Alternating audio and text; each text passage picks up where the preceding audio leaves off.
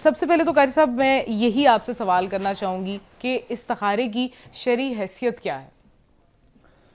سب سے پہلے تو یہ ہے کہ استخارہ جو ہے اللہ کے نبی صلی اللہ علیہ وسلم نے سکھایا ہے کہ اگر انسان کوئی بھی عمل کرے، کوئی بھی عمل کرنا چاہے، کوئی کام کرنا چاہ رہا ہے، کوئی بھی ارادہ رکھتا ہے، صحابہ فرماتے ہیں ہمیں اللہ کے نبی صلی اللہ علیہ وسلم ایسے سکھاتے جیسے قرآن کی آیات سکھاتے تھے. اچھا جی. یعنی اس کی اتنی اہمیت بتائی. ٹھیک. اور استخارے میں ہمارے ہاں جو ہے وہ بڑے عجیب طریقے بتائے جاتے ہیں کہ استخارے میں کوئی تسبیح سے استخارہ کر رہا ہے، کوئی فال نکال رہا ہے، کوئی کتابوں سے استخارہ کر رہا ہے. حالانکہ استخارے کا جو صحیح طریقہ ہے وہ کتب احادیث میں موجود ہے، اور اللہ کے نبی صلی اللہ علیہ وسلم نے ہمیں کر کے دکھایا. آپ کی زندگی سے واقعات ملتے ہیں، صحابہ اکرام کی زندگی سے واقعات ملتے ہیں، لیکن ہمیں اس طرف نہیں لے جایا جاتا.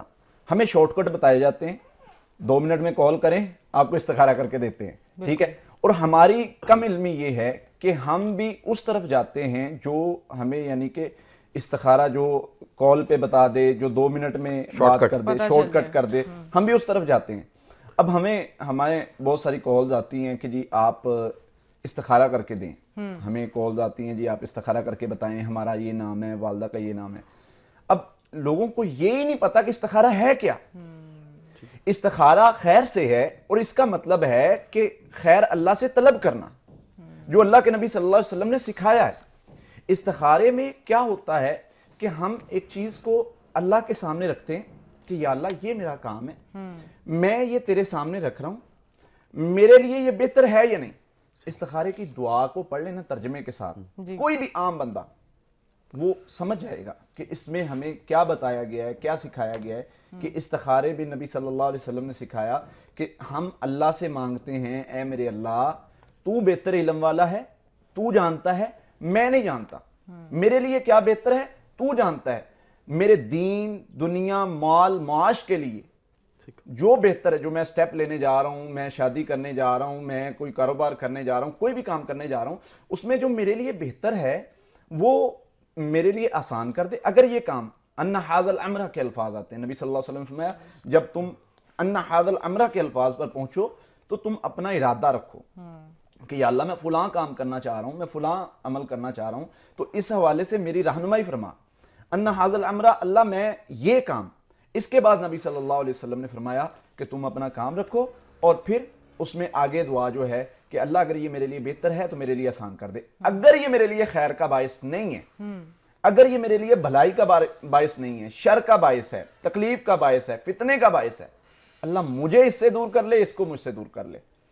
اب اس کے بعد ہمیں یہ تذبذب رہتا ہے کہ جی استخارہ کریں گے تو کوئی خواب آئے گا، کچھ نظر آئے گا. اکثر کہانیاں بتائی جاتی ہیں جی کہ اس کے بعد خواب آئے گا، کہ خواب آئے گا، آپ کو کچھ نظر آئے گا، کوئی سفید رنگ کا جھنڈا نظر آئے گا، یا کچھ بھی اس طرح کی بہت ساری کہانیاں. اور پھر یہ کہا جاتا ہے کہ خود استخارہ نہیں کرنا، آپ کو تو پتہ ہی نہیں چلے گا. اب جو اللہ کے نبی صلی اللہ علیہ وسلم نے تعلیمات دی ہیں ان میں آپ علیہ السلام نے فرمایا 2 رکعت پڑھو، اور کسی بھی وقت سوائے ان اوقات کے جو جن میں ممانعت ہے نماز پڑھنے کی، 2 رکعت پڑھو اور اللہ کے سامنے اپنی جو استخارہ خود کرنا ہے. بالکل خود کرنا ہے. اچھا، کسی اور سے نہیں کروانا. کسی اور سے استخارے کا ہے ہی نہیں. اصل میں استخارہ ہے ہی خود. اللہ کے نبی صلی اللہ علیہ وسلم سے تو کسی صحابی نے نہیں کہا حضور میں فلاں کاروبار کرنے لگا ہوں یا شادی کرنے لگا ہوں، میرا استخارہ کر دیں.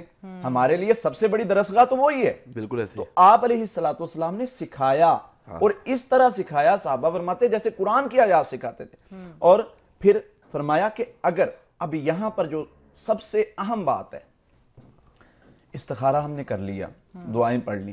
اب لوگوں کا سوال یہ ہوتا ہے کہ جی ہمیں کیسے پتہ چلے گا، ہم تو استخارہ کر رہے ہیں یا کرتے ہیں تو کیسے پتہ چلے گا کہ ہم جو ہے وہ یہ کام ہمارے لیے بہتر ہے یا نہیں.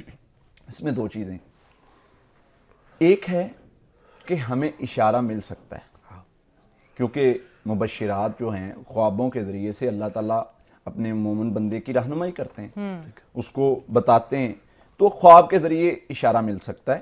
اور ضروری نہیں ہے. اس میں استخارے میں پابندیاں بڑی بتائی جاتی ہیں جو عام لوگوں کو سکھایا جاتا ہے نا، بتایا جاتا ہے. رات کو پڑھنا ہے، پھر بات نہیں کرنی، پھر آپ نے سفید کلر کے کپڑے پہن کے سونا ہے، یہ کرنا ہے وہ کوئی پابندی نہیں ہے بھائی.